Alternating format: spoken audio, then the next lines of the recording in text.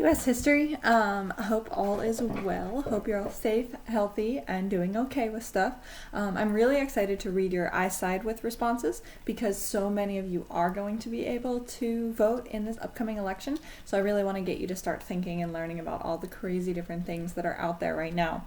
As we get a little bit closer to the end of the year, I'll start putting in some of those terms in our lessons, some of the ones you probably hadn't heard of before, to prepare you a little bit more for when that day comes and you do get to vote. But for today, we are going to talk about the Wild West, which wasn't really as wild as people think it was. But first we have to talk about railroads, because in order to have a west, you have to be able to get there. And the government very much wants people to go west, but they realize that it's very difficult to persuade a lot of people to hop in a covered wagon and almost die 6 times crossing the mountains. And so they want to build this transcontinental railroad. Trans meaning across. So transcontinental, across the continent. Congress passes 2 railroad acts that provides incentives for investors, because most railroad companies are like, that's way too expensive and too long of a project. I don't want to deal with it. And so first, for each mile of track laid, the railroad company receives land grants along the side of the road. And second, the government provides loans to the railroads for each mile of track laid. And so that makes it a little bit more cost effective for the railroad companies to try and do something. So 2 railroads receive the charters. One is the Union Pacific, and the other one is the Central Pacific.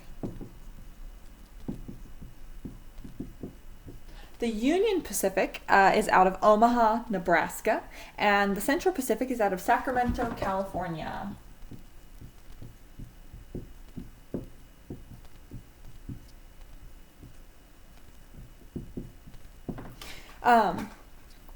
Eventually, the 2 companies raced to see who could lay the most track and receive the most money. The Union Pacific mostly crossed plains, which had an easier time because the Central Pacific... So, the Union Pacific starts in the middle of the country and builds west, while the Central Pacific starts on the Pacific coast and builds east.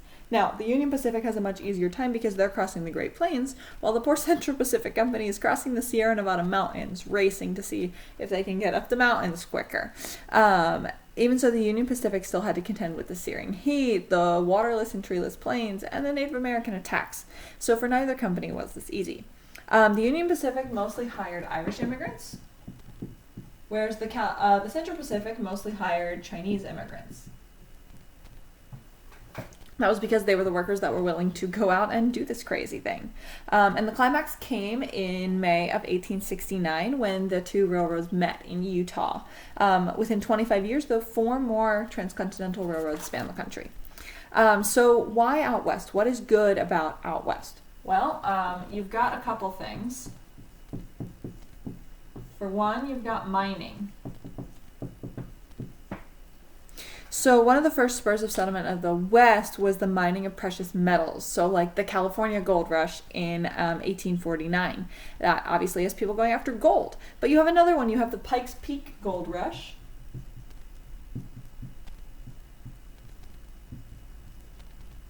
Years later in 1859, and that actually settles Colorado because Pikes Peak is in Colorado. Thousands of pioneers wanted to get rich quick, and so they go to Colorado, particularly seeking Denver. Miners often found more than gold in the Rockies, though. For example, in another town in Colorado, the town shifted and actually became a center for silver and lead mining. But silver doesn't last forever, and when the silver ran out, they also became a center for mining zinc and copper. And so towns that could figure out something to do other than search for gold survived. Towns that couldn't became ghost towns. Basically, the story of the ghost towns, though, weren't always popular, and so people kept hearing about these towns that were so successful, and so it perpetuated this go out west, get rich type thing. There were some other mines, the Comstock Lode in Nevada. Miners there dug gold out of the ground, but they were disappointed to find out that it wasn't pure gold, and so it didn't bring them as much money. The mining of there was typical, though. No longer was mining just one person with a pickaxe. It's these large companies now that are hiring dozens of miners. So the good thing is, if you don't find something, you still are getting paid to work by your mining company. The bad thing is, though, you're only getting paid by the mining company, so you don't get to keep anything precious that you find. Other mines throughout the West draw workers and investors to the region. Obviously, gold is the most attractive thing, but there's lots of other stuff out there. However, mining isn't the only resource out there. You also have the resource of cattle.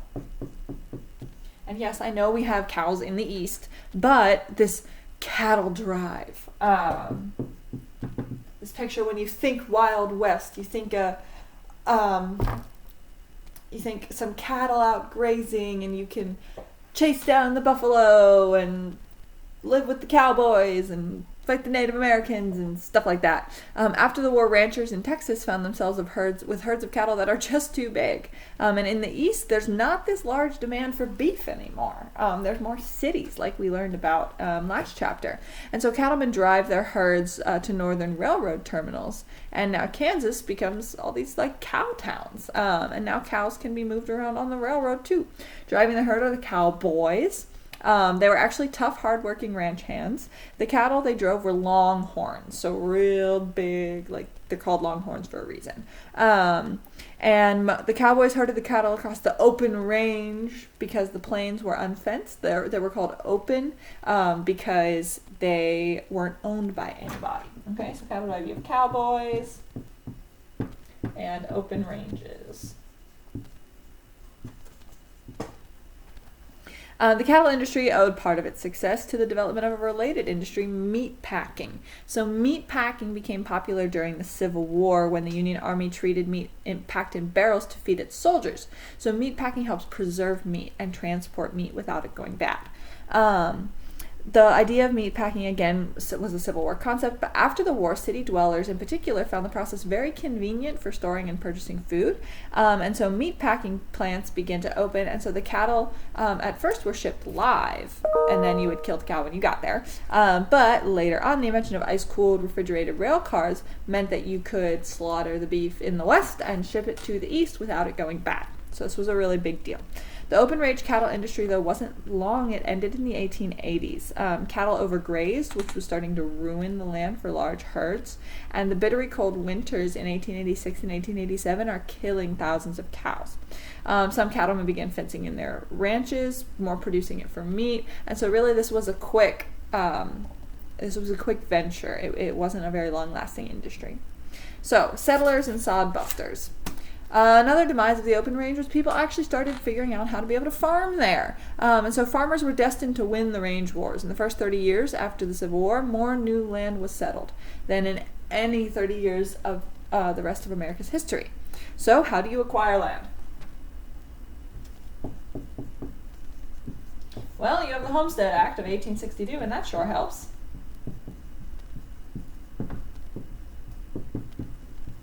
In the Homestead Act of 1862, you would be given 160 acres of free land if you promised to live there for at least 5 years and improve the land, usually by farming it.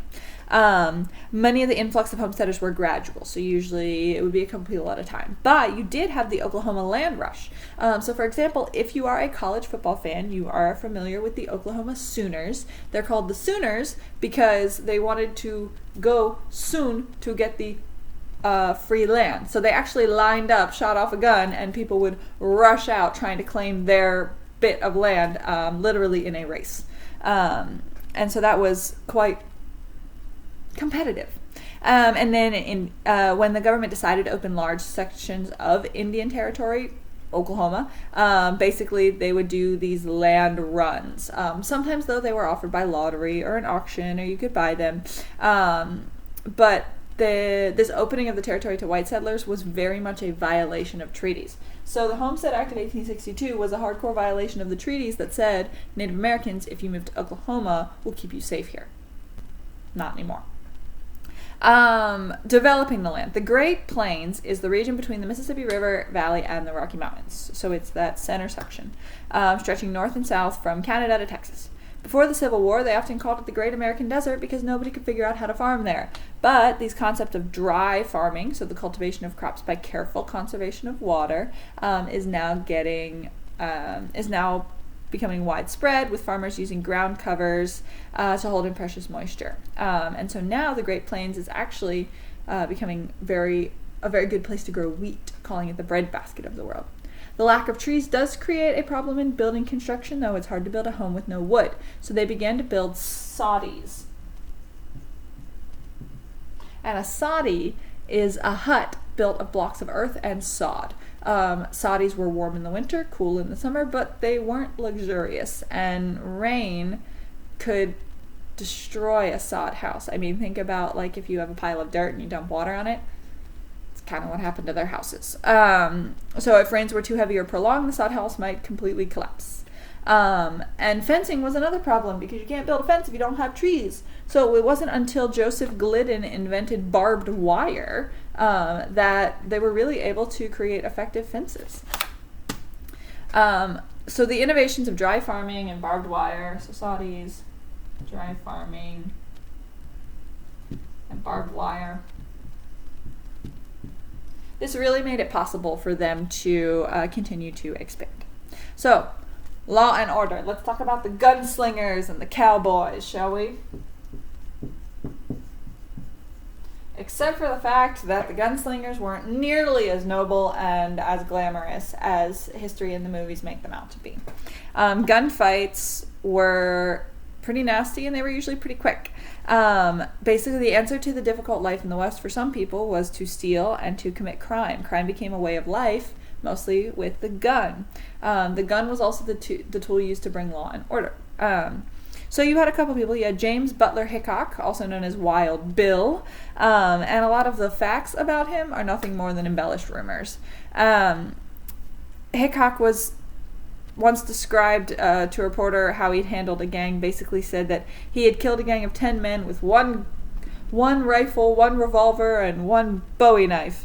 But in reality, what happened was a McCandless, the guy who he had fought, the guy whose gang he'd fought, had come unarmed with his young son and 2 friends to collect payment on a debt, and in the argument, Hickok shot McCandless. He wounded the 2 other men and then watched while the wife of the station owner beat one to death with a hoe. So he really wasn't the one taking down a gang of 10 with a knife. He shot an unarmed man and watched somebody else. Then he helped chase down a 3rd man. Only one person escaped, and that was a 12-year-old kid. So not really a gunslinging gang fight, but more of a one-sided slaughter. The author of a 1927 article described Wild Bill's gunfighting reputation, basically said, "From all the accounts of killings, I have been unable to find one authentic incident in when he fought a fair fight." And so, again, he really ran on reputation. This Wild Bill ran more on reputation than he did on anything else. But a reputation was no guarantee of safety. So you have the James Gang, which is led by Jesse and Frank James, and they're terrorizing Missouri. Widely known, widely feared, and yet Jesse was shot in the back of the head by one of his own men, and Frank turned himself in and said, I'm tired of running, so I'm just going to turn myself in. So again, not really the same legacy that we've come to believe. The fast draw was another myth as well. So a lot of these guys were shot in the back of the head by their own men. They weren't necessarily going out and slinging gunfights where they swing their pistols around. You've got several types of lawmen, though, because you also have people who are desperately trying to enforce the law. And so the lowest in prestige was the town marshal. Okay, so down here you've got the town marshal. And so above the town marshal, you have the county sheriff.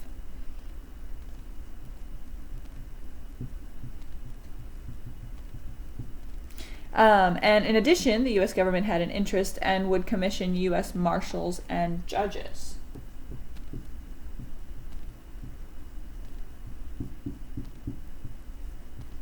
But as you can imagine, it was kind of difficult to convince somebody to go out there and do this job because most of the U.S. Marshals' duties involved politics, tax collection, and paperwork, and they were usually responsible for about 15,000 square miles of land, which is impossible for any one person to control on their own.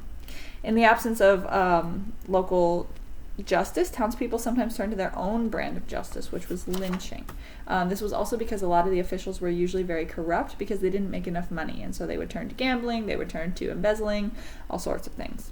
vigilante groups had another force for order. A few vigilante groups managed to get like tacit approval from the law to commit crimes because it was rather lawless out there. Many businesses on the frontier wanted to bring law and order. So like the Wells Fargo Shipping Company hired a detective agency to supplement the work of the governing lawmen because they just couldn't handle how lawless it was. The list of criminals included gentlemen bandits, somebody who would rob stagecoaches and leave a handkerchief as their calling card. And the detectives finally traced him and arrested him. And judges in the early years who were also trying to commit the entire area to this sense of like following the law, and they were usually ill-trained and they were usually not respected. They would have to hold court in improvised surroundings, so they would hold court in grocery stores or saloons or restaurants. At the local level, the justices of the peace commanded no respect, but one man who did was Isaac Charles Parker, known as the hanging judge. So he was given a jurisdiction of a really rough stretch of land. And although the tribes were self-governing, any case involving a white man was handed over to the U.S. court judge. So anytime there was a dispute. As the white settlers began to encroach on the area, the situation became desperate. Legislators in Washington didn't know what to do, and a very honest and qualified man, Parker, volunteered to serve. Remember, the honest and qualified people usually didn't volunteer to serve in the West because it was a miserable place where nobody respected you, you didn't have the equipment you needed, and you usually weren't paid very much. So, for example, Parker served for $3,500 a year. He wanted to bring justice to the territory. And within 8 days of bringing his family to Arkansas, he opened his court. And he hired a fearsome collection of lawmen and basically said, bring the people in alive or dead. And during one of his 8-week court sessions, he condemned to death 6 of the 91 people brought before him. He constructed this gallows to hang people from, and basically said he worked for 21 years and said ultimately, if criticism is due, it should be for the system. And he enforced the law and actually brought a measure of peace to the land and won a reputation as one of the West's greatest judges. So again, that was Isaac Charles Parker, and he was actually a Christian, a Methodist specifically. So, despite the fact that the West was mostly lawless, you did have this measure of lawmen attempting to sort of enforce the law, or sometimes attempting. So that was today's lesson. That was the gist of it. You do have your Junipod. This chapter we are going to do 1 or 2 of the activities, so I'll send that information to you in an email, and those will be due the day of the test. Okay? You can submit those via picture or something of the sort. Okay?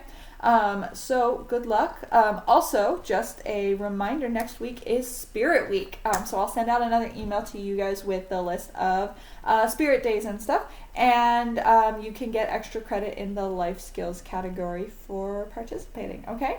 Cool. So I'll talk to you guys soon. I hope you have an awesome rest of your day.